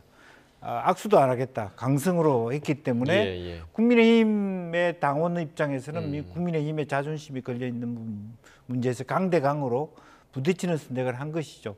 그러나 지금 현재 당선자께서 대표가 얘기하는 것은 이제는 선거 때의 일이 아니고 전체를 아울러야 될 시점이다. 그러나 다만 그렇다고 해서 계속적으로 저런 발목을 잡는 것은 가만히 있지 않겠다. 이런 부분인 것 같습니다. 그래서 아직까지는 장동희 후보가 어떤 스탠스를 낼지는 미리 단언하기는 어렵습니다. 더 포괄적으로 포용할 수도 있다고 보지만 어쨌든 강성 지지자 위에 올라타서 대표가 됐기 때문에 상당히 앞으로도 많은 딜레마에 빠질 것이다. 그렇게 보여집니다. 어제 자신이 당선된 이유에 대해서 달라진 미디어 환경을 꼽았습니다. 그러니까 보수 유튜버 이야기를 한 것으로 보이는데 그중에서도 아마도 전한길 씨 얘기를 한 게 아닌가라고 생각이 되고 또 윤 전 대통령 면회를 가겠다라고 이제 공언한 바가 있기 때문에 실제로 이게 이루어질까라는 의문도 좀 있는데 좀 어떻게 전망하십니까? 이번 이제 선거를 보면서 굉장히 선거 지형이 이런 그 언론보다는 이제 유튜버들의 영향이 컸다는 것을 이제 좀 확인할 수 있었습니다. 이번에 이제 장동혁 대표가 또 유튜브에도 뭐 적극적으로 또 출연을 하고 뭐 이러한 것이 저는 전략이었다고 생각을 합니다. 이제 그리고 강성 당원들, 전통적인 당원들이 그런 그 또 본인이 선호하는 그런 유튜브를 잘 보시기 때문에 그러한 면에서 어떤 큰 사실 캠프 없이 장동혁 대표가 선거를 진행을 했습니다만 뜻밖의 사실 의외의 결과라는 그런 반응들이 많죠. 이렇게 된 데 있어서는 선거의 방식이 좀 달라진 것이 큰 영향을 좀 미쳤다고 생각합니다. 그리고 이제 뭐 또 한편으로는 또 뭐 장동혁 대표는 제가 21대 국회에서 법사위를 2년 동안 같이 했기 때문에 정말 가깝고 또 굉장히 또 그 제가 잘 되기를 바라는 뭐 이런 마음을 가지고 있는데요. 제가 아는 장동혁 대표는 약속을 지키는 사람입니다. 그렇기 때문에 본인이 윤 전 대통령을 면회를 하겠다. 그렇게 이야기를 했기 때문에 그것이 가능하다고 하면 그거는 법무부에서 또 허가를 해줘야지 면회가 가능한 상황이기 때문에 그러한 면에서 가능한 상황이 되면 저는 윤 전 대통령을 갈 거라고 생각하고 저는 그것이 국민의힘의 마이너스가 된다고 생각하지는 않습니다. 예, 자 지금 뜻밖의 결과라고 해주셨는데 사실 김문수 후보의 가능성이 더 많이 점쳐졌던 이번 전당대회였는데 김문수 후보의 패배 원인을 두고서도 여러 말이 나왔는데 이 말 때문에 패배했다라는 이야기로 나오고 있습니다. 그 내용 함께 들어보겠습니다. 너무 우유부단하고 눈치를 보는 기회주의적이었다. 저는 이렇게 봅니다. 처음에 당대표 출마할 때는요. 지지율이 김문수가 한 40% 나왔고 장동희 후보나 다른 후보들은 거의 한 자리 숫자 10%대밖에 안 나요. 절반이 나왔죠. 절반. 그래서 이대로 가면은 김문수 후보가 당연히 대선 후보였기 때문에 당대표로서 지명도도 높고 저절로 당선된다 생각했는가 봐요. 한동훈도 같이 갈 수 있고 뭐 이런 세력도 이준석도 같이 갈 수 있다 이렇게 해서 현재 여론 주도하는 게 누굽니까? 유튜브 아닙니까? 현재 유튜브가 그만큼 파워했다는 것을 김문수 후보는 간과했는 것 같아요. 김문수 후보는 이제 정계 은퇴하십시오. 대선 패배에 대해서 책임을 져야 됩니다. 제가 10번 이상 말씀드린 것은 한동훈 전 대표를 직접 거명하면서 어떤 말씀을 하시는 것은 그 당원들의 반발을 불러일으키니 그 점은 좀 자제해달라고 말씀을 계속 드렸는데 그것이 좀 잘 받아들여지지 않았고요. 그것이 심한 그 반발을 불러온 것이 아닌가라는 생각이 들었습니다. 득표차가 많았다면 그런 생각이 좀 저도 적을 텐데 2,300표 정도는 제 주위에서도 1,000명 정도가 넘어가는 느낌을 받았기 때문에 굉장히 좀 아픔이 큰 선택이었다고 생각합니다. 자 일단은 전한길 씨 같은 경우는 뭐 장동혁 후보를 지지하겠다고 얘기하긴 했었지만 얼마 전에 김문수 후보 그 농성장에 가서 또 전당대회 들여보내달라라고 이야기를 했던 모습과 상당히 대비되는 그런 발언을 했던 것으로 보이고요. 앞으로 좀 어떻게 보십니까? 그러니까 전한길 씨에 대해서 장동혁 대표가 어떤 스탠스를 취할지 그리고 이후에 한동훈 전 대표는 또 어떤 입장으로 당에서 활동을 하게 될지 이 부분 좀 어떻게 보십니까? 전한길 씨와의 좀 관계는 저는 불가금 불가원의 관계가 되지 않을까 싶습니다. 전한길 씨 스스로도 당직을 맡지 않겠다 지금 이렇게 이야기를 해서 오히려 장동혁 대표의 짐을 많이 덜어줬죠. 지명직 최고위원 달라 이렇게 만약에 요구를 하면 굉장히 장 대표로서도 마음이 무거울 텐데 스스로 선당후사하는 당직을 요구하지 않겠다는 이러한 모습을 전한길 씨가 보여줬기 때문에 그런 면에서는 저는 어느 정도의 거리는 그것은 이제 뭐 불가피하다 생각합니다. 한편으로 이제 한동훈 뭐 대표 같은 경우는 어제 방송에 나가서 이야기하는 것을 제가 들었는데 장 대표의 지금 그 구상은 이렇습니다. 당내 원내에는 그런 일치 단결해 가지고 단일돼요. 원외는 굉장히 포용하겠다 이런 이 입장이거든요. 한동훈 대표는 지금 원외지 않습니까? 그래서 저는 뭐 그런 부분에 있어서는 상당히 오히려 뭐 포용이랄지 아니면 관용적인 뭐 이러한 협조 관계도 될 수 있다고 생각합니다. 네, 알겠습니다. 오늘 두 분 말씀 여기까지 듣겠습니다. 김영주 한성대 특임교수, 전주혜 전 국민의힘 의원과 이야기 나눠봤습니다. 고맙습니다. 감사합니다.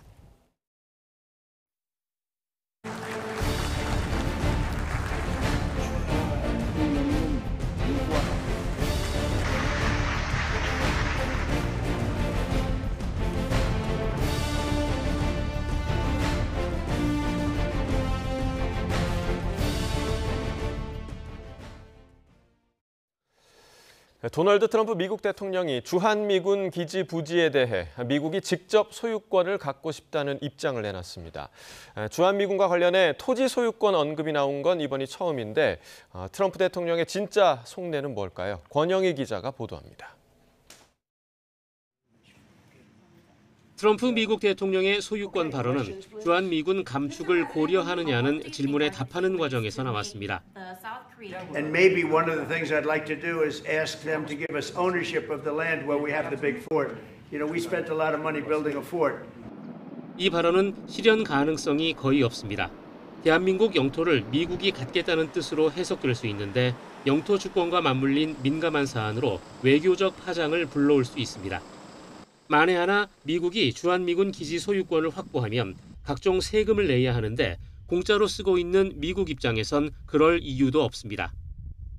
공여하는 것입니다. 쓰도록 이렇게 주는 것인데 그게 뭐 리스는 아닙니다.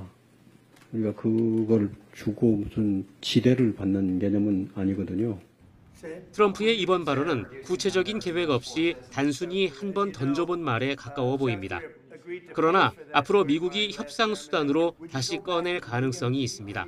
트럼프는 이미 팔레스타인 가자 지구와 그린란드, 파나마 운하, 캐나다 등에 대한 소유나 병합을 시사했습니다. 미국 우선주의를 내세우며 협상에서 우위를 점하고 지지층을 결집하는 데 유용한 방법입니다. 존 볼턴 전 백악관 국가안보보좌관은 부동산 개발업자 트럼프가 사업의 일환으로 언급했을 거라고 분석합니다.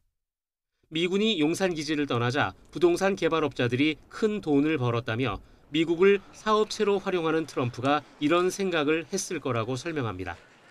2만 8천 명에 이르는 주한미군은 평택 험프리스에 사령부를 두고 있으며 평택 기지는 미군의 해외 단일 기지로는 세계에서 가장 큽니다. YTN 권영입니다. 한화그룹은 이번 한미 정상회담을 계기로 한화오션이 인수한 미국 필라델피아 필리조선소의 설비 확장을 위해 50억 달러, 우리 돈 7조 원을 추가 투자하기로 했습니다. 한화그룹은 현지 시간 26일 한화 필리조선소에서 미국 해사청 발주를 받아 한화오션이 건조한 국가안보 다목적 선박 스테이트 오브 메인호 명명식에서 이 같은 투자 계획을 밝혔습니다. 한화는 마스카 프로젝트, 조선협력 투자펀드 1,500억 달러를 주요 재원으로 한 이번 투자를 통해 필리조선소 설비를 확장해 현재 1.5척인 연간 선박 건조 능력을 최대 20척까지 끌어올릴 계획입니다. 트럼프 대통령이 주택담보대출 사기 혐의를 받는 미 연준 이사를 전격 해임하겠다고 발표한 데 이어 후임으로 훌륭한 인물을 고려 중이라고 밝혔습니다. 그러면서 조만간 연준 이사회 과반을 트럼프 대통령 측 인사들이 차지하게 될 거라며 이번 기회를 금리 인하 압박에 활용하겠다는 속내도 감추지 않았습니다. 박영진 기자가 보도합니다.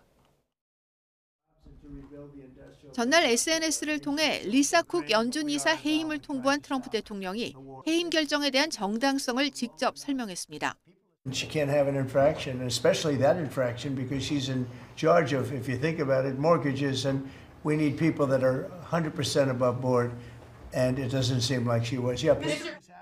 트럼프 대통령은 또 후임으로 아주 훌륭한 인물들을 고려 중이라면서 조만간 연준 이사회 과반을 차지하게 될 거라며 이는 훌륭한 일이라고도 말했습니다. We'll have a majority very shortly, so that'll be great. Once we have a majority, housing is going to swing and it's going to be great. People are paying too high an interest rate. That's the only problem with housing. 대대적인 금리 인하를 주장해온 트럼프 대통령이 이번 기회를 최대한 활용하는 모습입니다. 쿡 이사의 해임이 확정될 경우 연준 이사회 7명 중 4명이 트럼프 대통령이 임명한 인사들로 채워지게 됩니다. 당사자인 쿡 이사는 트럼프 대통령에게 나를 해임할 권한이 없다며 불복 소송을 제기하겠다고 밝힌 상황. 연준도 이사들에 대한 장기간의 임기와 해임 제한은 중요한 안전장치 역할을 한다면서 쿡 이사의 해임이 즉시 발효된다는 트럼프 대통령의 주장에 반박했습니다. 미국 역사상 대통령이 연준 이사를 해임한 사례는 아직 없습니다. Fed was already not in a great point in terms of credibility, and now these moves, these type of political interference moves, just damages Fed's credibility even more. 트럼프 대통령의 금리 인하 압박 기조와 맞물려 통화정책 독립성 논란이 커지는 상황에서 뉴욕 채권 시장에서 미 국채 장단기 금리 차는 3년 만에 장중 최고치를 기록했습니다. YTN 박영진입니다. 서울을 포함한 수도권과 서쪽 일부 지역에 다시 폭염특보가 내려졌습니다. 기상청은 오늘 오전 11시를 기준으로 수도권 대부분과 강원 영서, 충남, 전북 일부 지역에 폭염주의보를 발령한다고 밝혔습니다. 이와 함께 전남 장흥의 폭염주의보는 폭염경보로 격상됐습니다. 오늘 서울의 낮 기온은 33도, 체감온도는 32도로 예상되며 일부 내륙은 체감온도가 33도를 웃돌겠습니다. 아기 울음소리가 12개월 연속 증가한 가운데 6월과 2분기 상반기 출생아 증가율이 역대 최고를 기록했습니다. 혼인은 15개월째 증가세가 이어졌습니다. 오인석 기자입니다. 6월과 2분기 상반기 출생아 증가율이 모두 역대 최고를 기록했습니다. 통계청은 6월에 19,953명의 아기가 태어나 1년 전보다 1,709명, 9.4% 증가했다고 발표했습니다. 이는 1982년 통계 작성 이후 같은 달 기준으로 가장 높은 증가율입니다. 4월에서 6월 태어난 아기는 6만 979명으로 4,157명, 7.3% 증가해 2분기 기준 증가율이 가장 높았습니다. 상반기 출생아는 12만 6,001명으로 1년 전보다 8,721명, 7.4% 늘어 상반기 기준 역대 최고 증가율을 기록했습니다. 출생아는 지난해 7월 이후 12개월 연속으로 증가세가 이어졌습니다. 분기로는 5분기째 증가했습니다. 통계청은 혼인이 늘고 30대 여성 인구가 증가하고 있는 가운데 출산에 대한 긍정적인 인식 변화 등이 복합적으로 영향을 미친 것으로 분석했습니다. 여성 1명이 평생 낳을 것으로 예상되는 평균 출생아 수인 합계 출산율은 6월 0.76명으로 1년 전보다 0.06명 증가했습니다. 6월 혼인 건수는 18,487건으로 1,539건, 9.1% 증가했습니다. 혼인 건수는 6월 기준으로 7년 만에 가장 많았습니다. 혼인은 15개월 연속 증가세가 이어졌고 분기로는 6분기째 늘었습니다. 통계청은 작년 출생 통계도 발표했는데 지난해 출생아 수는 23만 8,300명으로 8,300명, 3.6% 증가했습니다. 합계 출산율은 0.75명으로 1년 전보다 0.03명 늘며 9년 만에 증가했습니다. YTN 오인성입니다. 보건복지부와 국민건강보험공단은 내일부터 지난해 진료권에 대한 본인 부담 상한액 초과금 지급 절차를 시작한다고 밝혔습니다. 본인 부담 상한제는 한 해 본인이 낸 부담금 총액이 개인별 상한 금액을 넘을 경우 초과 금액만큼 국민건강보험공단이 부담해 돌려주는 제도입니다. 이번 절차에선 213만여 명에게 2조 7,920억 원이 지급될 예정으로 이른 평균 131만 원가량입니다. 상급 종합병원에서 진료받은 국민은 애플리케이션을 통해 본인의 의료 정보를 손쉽게 확인할 수 있게 됩니다. 보건복지부는 전국 47개 상급 종합병원과 건강정보 고속도로 플랫폼과의 연계를 완료했다고 밝혔습니다. 이에 따라 환자들은 건강정보 고속도로 플랫폼과 연계된 나의 건강기록 어플리케이션을 통해 자신의 진료, 투약, 건강검진 정보 등을 파악할 수 있게 됐습니다. 대기업 임원실 공사를 한다고 속여 시공업자에게 자재비를 받아 가로채는 사건이 잇따르고 있는데요. 경찰이 수사에 나선 가운데 같은 수법의 사기 시도가 반복될 수 있어 각별한 주의가 필요합니다. 배민혁 기자가 단독 보도합니다. 타일 시공업을 하는 A씨는 최근 한 대기업의 임원 사무실 리모델링 공사를 의뢰받았습니다. 대기업 직원이라는 김모 씨가 건물에 도면을 보내며 견적을 내달라고 요구했고 1,000만 원 정도의 계약을 맺었습니다. 다만 김 씨가 소개한 협력업체에서 타일을 구매해 시공하는 조건이었는데 협력업체 직원이라는 윤모 씨는 계약금 명목으로 자재비 일부를 먼저 보내달라고 요구했습니다. A 씨는 대기업이 맡긴 공사인 만큼 별다른 의심 없이 300만 원을 송금했습니다. 자기네들은 직원이다. 돈을 못 받을 일은 없다. 혹시 돈을 못 받으면 이건 뉴스에 나올 것이다. 이렇게 얘기를 한 거죠. 사업자 등록증에 있는 협력업체 대표 이름과 계좌주 이름도 같아 안심했습니다. 하지만 돈을 보낸 뒤 김 씨와 윤 씨 모두 연락이 끊겼습니다. 그런데 이들은 앞서 전북 군산에 있는 시공업체에도 전화해 같은 수법으로 100여만 원을 가로챈 뒤 잠적한 것으로 확인됐습니다. 그러니까 타일 자재 충족은 어떻게 할 거냐. 현장 시공 위치까지 어떻게 옮겨줄 이런 용어까지도 다 알고 있어요. YTN 취재진이 피해를 입은 시공업자들이 이들에게 받은 자료를 확보해 비교해봤습니다. 김 씨로부터 받은 명함과 공사도면, 윤 씨로부터 받은 협력업체 사업자 등록증까지 완벽하게 똑같았습니다.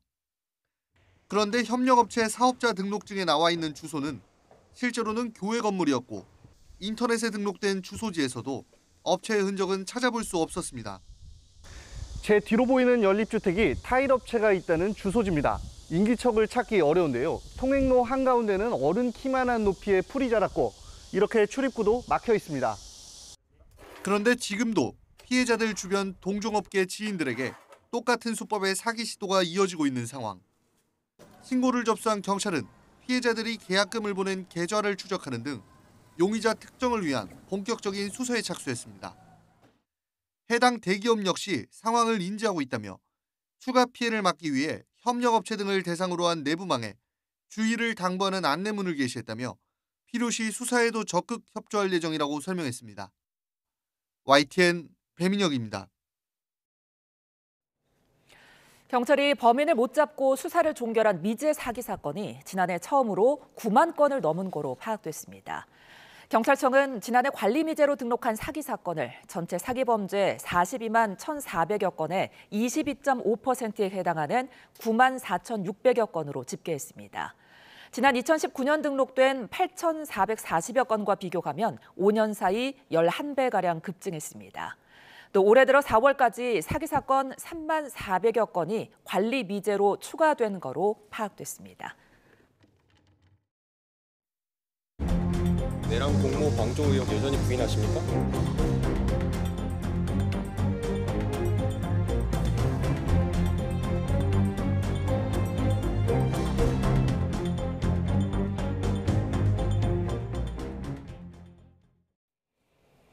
한덕수 전 국무총리에 대한 구속영장 심사가 잠시 뒤 1시 반에 열립니다. 권성동 국민의힘 의원도 피의자 신분으로 김건희 특검팀에서 소환 조사를 받고 있는데요. 특검 수사 상황 이고은 변호사와 함께 짚어봅니다. 안녕하십니까? 안녕하세요. 자, 한덕수 전 국무총리 영장 실질 심사가 이제 진행될 예정입니다.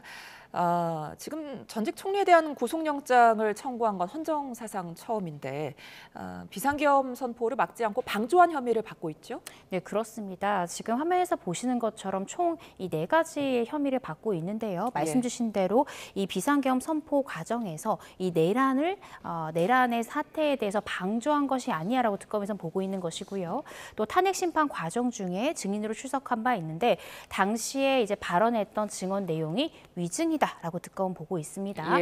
이 외에도 이 4호 비상계엄 선포문의 이 작성에도 관여를 했고요. 이후에 이것이 문제가 될 것 같다라면서 강희구 전 부속실장을 통해서 이 부분에 대해서 다시 한 번 더 이 삭제시키고 없애도록 한 혐의 관련해서도 이 공용서류 손상 등의 혐의도 함께 받고 있는 그런 상황입니다. 예, 말씀해주신 그 국회에서 말한 계엄 선포문이 양복 뒷주머니에 있었다. 이렇게 진술한 부분이 나중에 특검 조사에서는 다시 번복을 했잖아요. 이런 부분들은 구속심사에 어떤 영향을 줄까요?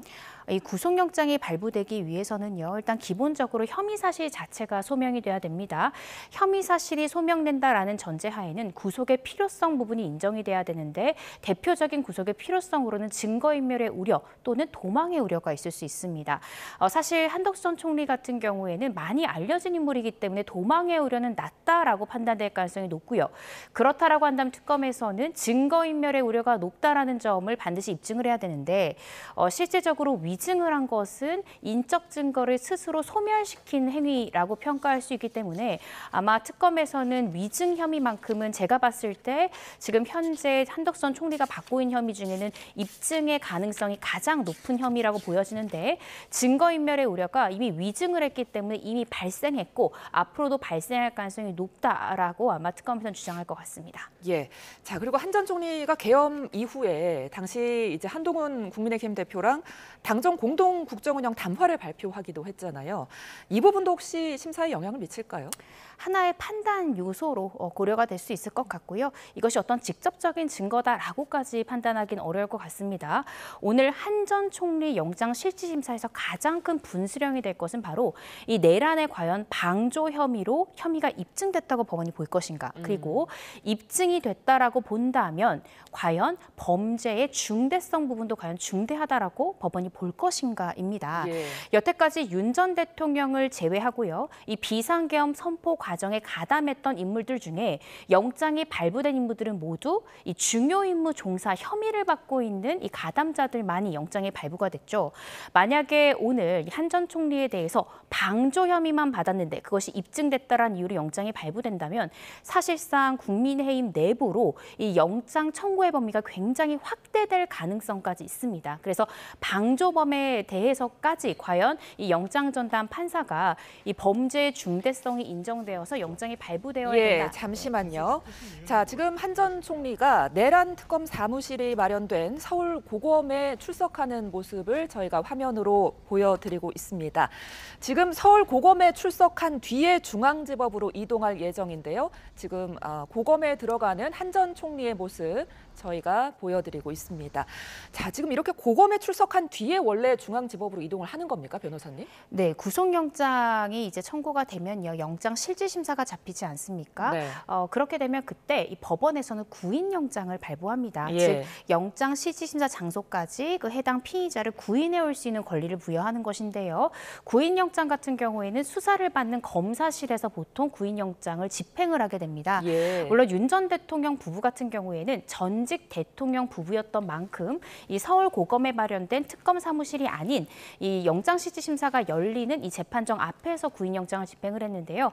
아무래도 한 전 총리는 이 전 대통령이나 뭐 대통령 부부나 가족이 아닌 만큼 이러한 예우를 하기보다는 통상적인 방법으로 구인영장을 이 특검 사무실에서 먼저 집행을 하고요.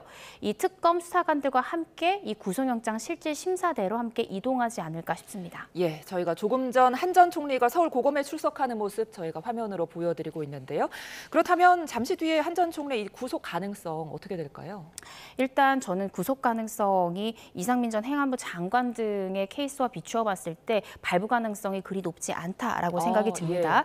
그 이유는요, 이 내란의 방조 혐의만으로 이 한 전 총리를 구속할 경우 이 구속이 될 수 있는 인원들의 범위가 기하급수적으로 늘 수 있습니다.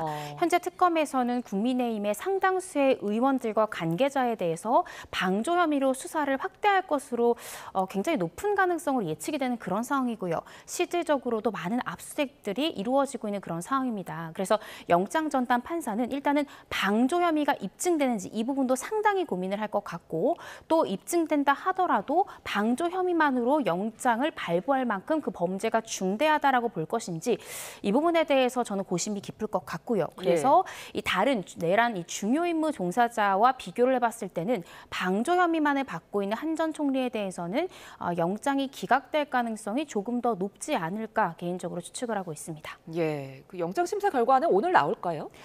저는 다음 날 새벽경 나올 가능성이 클 것 같은데요.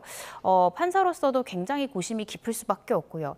특히 이 내란 방조 혐의를 과연 입증됐다고 볼 것인가. 그 이유가 특검에서는 이 비상계엄 선포 전에 한정 총리가 이 윤 전 대통령에게 국무회의 심의가 필요하다라고 건의한 부분이 적극적으로 이 법적 흠결을 없애기 위해서 적극적으로 건의한 것이다라고 주장하는 한편 한 전 총리의 의견은 다릅니다. 내가 적극적으로 만류하기가 좀 어려운 상황이었기 때문에 국무위원들의 의견을 듣도록 해서 만류하고자 했다라는 등의 한 가지 사실관계에 대해서 입장이 극명하게 갈릴 수 있고요. 또 CCTV가 남아있다고 한들 목소리가 녹음되지 않기 때문에 실질적으로 같은 장면에 대해서 어떻게 해석할까는 이 판사가 충분히 판단을 할 수 있는 영역이다라는 생각이 들거든요. 따라서 이 부분에 대한 고심이 길어질 것으로 보여지기 때문에 다음 날 새벽경 나올 가능성이 있지 않을까 싶습니다. 네, 그 변호사님은 구속 가능성은 좀 낮게 보셨지만 그럼에도 불구하고 한 전 총리가 구속된다면 이 계엄 당시 국무위원 수사에도 좀 속도를 내지 않을까 싶은데요. 네, 그렇습니다. 사실 방조 혐의로 만약에 수사가 확대된다라고 하면 국무회의 때 참석했던 인원들에 대해서 이 중요임무 종사 내지는 방조 혐의로 피의자가 입건될 수 있는 범위가 빠르게 들 것입니다. 제가 조심스럽게 추측해보자면 만약에 이제 오늘 영장 결과가 나온다고 하면 특검의 이 국무위원 중에 다음 타겟은 최상목 전 경제부총리가 될 가능성이 굉장히 높다라고 생각이 생각이 들거든요. 예. 이런 방식으로 피의자로 입건되는 범위가 굉장히 넓게 확대가 되고 수사 범위도 크게 늘 것이고요. 그리고 만약에 이 한 전 총리에 대한 구속영장이 발부된다라고 한다면 이 구속영장 청구에도 동력이 붙어서 아마 영장 청구를 조금 더 적극적으로 청구할 가능성이 높지 않을까 싶습니다. 예, 그런가 하면 내란 특검팀은 법무부와 대검찰청에 대한 강제 수사에 들어갔는데요. 향후 이제 법무부나 검찰 책임 규명에도 좀 속도를 내려는 모습 같습니다. 네, 그렇습니다. 이 박성재 전 장관 또 심우정 전 검찰총장에 대한 혐의를 지금 들여다보고 있는 것인데요.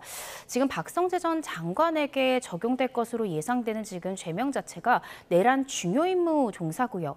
꽤나 구체적으로 특검에서는 이 전 장관의 역할에 대해서 들여다보고 있습니다. 예를 들어서 계엄 당일에 이 합동수사본부에 이 검사 파견 검토를 지시한다든지 아니면 출입국 규제팀에게 현장 대기 지시를 하는 등 구체적인 역할을 수행했다라고 보고 있고 그에 대한 물증을 찾기 위해서 법무부랄지 대검찰청에 대한 압수색을 단행하는 것으로 보여지고요. 이 과정 중에 획득된 압수물 규명을 통해서 조만간 이 해당 피의자들에 대한 소환 조사도 이루어지지 않을까 싶습니다. 예, 김건희 특검도 살펴보겠습니다. 지금 통일교 청탁 의혹에 연루된 권성동 국민의힘 의원을 소환했는데요. 권 의원은 지금 혐의를 부인하고 있지만 통일교 이인자의 수첩 같은 증거들이 나오고 있는 상황이잖아요. 향후 수사 어떻게 될까요? 저는 결국에는 권성동 의원에 대해서는 구속영장이 청구될 가능성이 대단히 높다라고 예상이 됩니다. 지금 권 의원이 받고 있는 혐의 자체가 정치자금법 위반이고요. 권 의원은 아마 혐의를 계속해서 부인할 것으로 예상이 되지만 혐의를 입증할 만한 상당 부분 인적 증거와 물적 증거가 확보된 그런 상황입니다. 예를 들어서 윤영호 전 이 세계본부장도 분명히 이 부분에 대한 진술을 하고 있고요. 자신의 진술을 보강할 수 있는 수첩이랄지 당시에 이 관계자들과 나눴던 문자 메시지를 통해서 구체적으로 자금이 흘러갔다라고 의심할 수 있는 상당 부분에 대한 물증까지 확보된 상황이라서 아마 특검에서는 권 의원이 오늘 조사뿐만 아니라 앞으로의 수사 과정에서도 계속해서 혐의를 부인할 것이다라고 예상을 하고 부른 것이기 때문에 실제적으로 오늘 인정을 하든 부인을 하든 이 부분이 영장 청구 여부에 영향을 미칠 것 같지는 않고요. 이 권 의원을 피의자로 소환한 이상 빠른 시일 내에 구속영장 청구 가능성이 대단히 높지 않을까 싶습니다. 그러니까 특검팀은 지금 지난 2023년 3월 전당대회에 주목을 하고 있는데 그러니까 통일교 신도들을 입당시켜서 권 의원을 좀 밀어주려고 한 거 아니냐 이런 부분에 김건희 씨가 관여했는지 이 부분을 들여다보고 있는 거겠죠? 네, 그렇습니다. 지금 이 사건을 수사하고 있는 것도 김건희 특별검사팀입니다. 따라서 이렇게 조직적으로 종교단체인 통일교가 이 집단적으로 가입을 해서 원하는 정치 방향대로 이 정치를 이끌어갈 수 있도록 이렇게 서포트했던 그 배경에는 결국 그 끝에는 김건희 여사가 있었던 것이 아니냐라고 의심을 하고 수사하고 있는 것이고요. 권 의원이 이 부분에 대해서 혐의를 부인한다 하더라도 확보된 물증이나 윤영호 전 이 세계본부장의 진술 등을 토대로 아마 수사를 계속해서 확대해 나갈 가능성이 크지 않을까 싶습니다. 예, 그런데 이때 이제 특검팀은 당시 당대표 선거에 권 의원이 불출마를 선언했기 때문에 다시 이제 통일교 측이 김비연 의원 선출을 지원한 정황을 포착했다고 지금 전해지거든요. 근데 이 부분에 대해서 이제 윤영호 전 본부장이랑 건진의 문자를 확보했다고 하는데 김건희 씨는 이 부분 부인하고 있다고 하죠? 네, 그렇습니다. 사실은 김건희 씨 같은 경우에는 이 혐의뿐만 아니라 도이치모터스 등 자신이 받고 있는 모든 혐의에 대해서 부인하고 있는 그런 상황인데요. 사실 특검 입장에서는 권 의원의 진술의 가치도 그렇고요. 김건희 씨의 진술의 가치도 모두 부인할 것이다라는 것을 예상을 하고 그들의 진술 없이 남은 증거만으로도 혐의 사실이 입증이 되는가 그 부분에 주력을 두고 아마 수사 방향을 정해 갈 것 같습니다. 그래서 현재까지 윤영호 전 세계본부장이 굉장히 적극적인 이 진술 태도를 보여주고 있기 때문에 윤영호 전 세계본부장의 진술 그리고 그의 진술이 사실일 가능성이 굉장히 높다라고 보강할 수 있는 어느 정도의 물증이 있다라고 하면 실제적으로 기소할 가능성이 굉장히 높지 않을까 싶습니다. 예, 이런 상황 속에서 이제 김건희 특검이 29일 금요일에 김건희 씨를 구속 기소할 예정이라고 하는데 윤 전 대통령과 동시에 이제 기소를 할 전망도 나오고 있죠? 네, 그렇습니다. 지금 윤 전 대통령 같은 경우에는요. 이 김건희 수사팀의 소환 요구에 대해서 일체 움직이고 있지 않습니다. 예. 조사를 거부하고 있는 상황이고 아마 앞으로도 계속 소환 요구가 있다 하더라도 거부할 가능성이 대단히 높기 때문에 사실상 윤 전 대통령에 대한 소환 조사가 불발될 것을 예상을 하고 지금 공범 관계에 있다라고 볼 것이기 때문에 보통 공범들 같은 경우에는 한날 한시에 같이 기소를 하거든요. 아마 그러한 방향으로 공소장을 구성하지 않을까 싶습니다. 예, 자 지금 소식이 한 가지, 속보가 한 가지 들어왔는데요.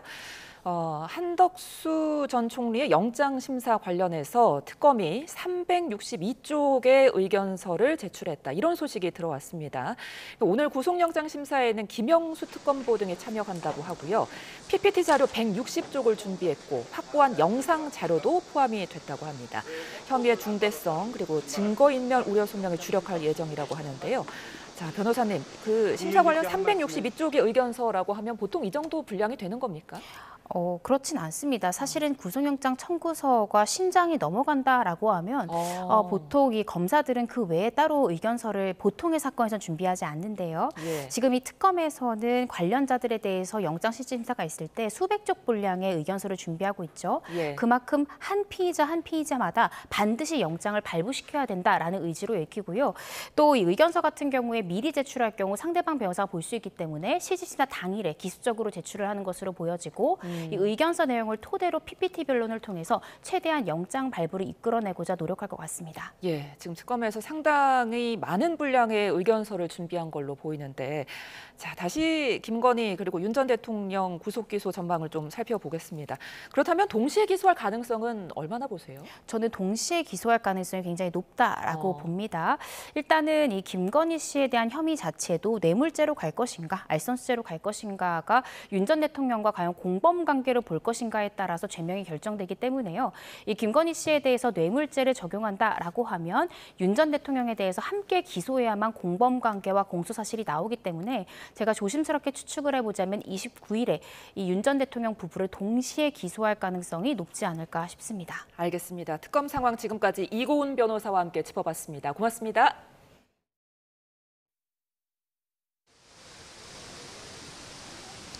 오늘도 33도 안팎의 폭염이 기승을 부리겠습니다. 서울에도 이틀 만에 다시 폭염주의보가 내려졌는데요. 현재 서울 기온은 28.6도 보이는 가운데 동풍의 영향으로 한낮에는 기온이 34도까지 더 오르겠고요. 어제보다 2도가량 더 높아서 더 덥게 느껴지겠습니다. 길어지는 더위에 시민들도 시원한 홍제천 폭포를 바라보면서 8월의 끝자락까지 이어지는 더위를 식히고 있습니다. 이곳 서울뿐 아니라 그 밖의 수도권 대부분 지역과 영서, 또 충남, 전북, 서부를 중심으로는 오늘 오전 11시를 기해서 폭염주의보가 확대됐습니다. 특히 폭염경보가 발효 중인 전남 남해안과 경남 동부 내륙 곳곳으로는 벌써 34도를 넘어선 곳도 있는데요. 앞으로 기온은 조금 더 올라서 서울 34도, 대구 33도까지 오르겠습니다. 기온이 오르면서 대기가 불안정해지고 있습니다. 제주도 성산에는 시간당 20mm 안팎의 소나기가 지나고 있는데요. 많은 곳에는 오늘 최고 60mm 이상의 소나기가 예상되면서 제주도 동부와 남부 중산간을 중심으로는 호우주의보까지 내려졌습니다. 그 밖에 충북 북부와 경남 중부 내륙, 제주도에도 저녁까지 5에서 40mm의 소나기가 지나겠습니다. 영동과 경북 북동부는 5에서 20mm의 비가 예상됩니다. 남은 한 주도 습도 높은 무더위는 계속되겠고요. 금요일에는 수도권과 영서에 또 한 번의 비가 내릴 전망입니다. 현재 전국적으로 자외선도 무척 강합니다. 자외선을 차단하기 위해서는 모자와 양산을 잘 활용해 주시기 바랍니다. 지금까지 YTN 김시아입니다. 이상으로 수요일 뉴스나우 마칩니다. 시청해주신 여러분 고맙습니다.